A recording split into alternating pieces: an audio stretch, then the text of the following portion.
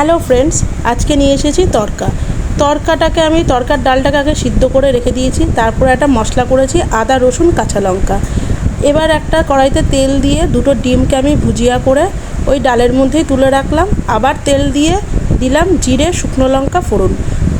ওটা ফোড়ন হওয়ার পরে দিয়ে দিলাম পেঁয়াজটাকে একটু নাড়াচাড়া করে নিচ্ছি। করে কালারটা একটু যখন চেঞ্জ হবে তখন তার মধ্যে আমি ওই বেটে রাখা মশলাটা দিয়ে দেবো। তার মাঝখানে একটু নুন দিয়েছি স্বাদ মতন।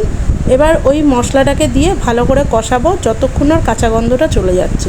একটু হলুদ গুঁড়ো একটু লঙ্কার গুঁড়ো দিয়ে নিয়েছি, দিয়ে একটু ভালো করে নাড়াচাড়া করে ভেজে এর মধ্যে দিয়ে দিলাম ওই ডালটা আর ওই ডিম সমেত ওই ডালটা দিয়ে দিলাম। দিয়ে ভালো করে ওটাকে নাড়াচাড়া করে নিলাম। একটু আমি তারপরে জল মিশিয়েছি, কারণ একটু শুকনো হয়ে গেছিলো মনে হলো।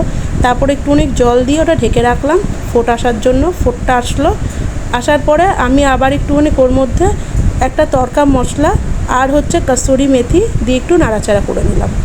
একদম ভালো করে নাড়াচাড়া করে লাস্ট পজিশানে আমি দিলাম একটুখানি ঘি আর একটুখানি দিয়েছিলাম গরম মশলা। ওটা দিয়ে ভালো করে নাড়াচাড়া করে আমি পরিবেশন করেছি একটুখানি কাসুরি মেথি উপরে গার্নিশিং করে। কেমন হয়েছে রান্নাটা একটু প্লিজ সবাই কমেন্ট করবেন। আশা করি ভালো লাগবে। যদি ভালো লেগে থাকে একটা লাইক করবেন।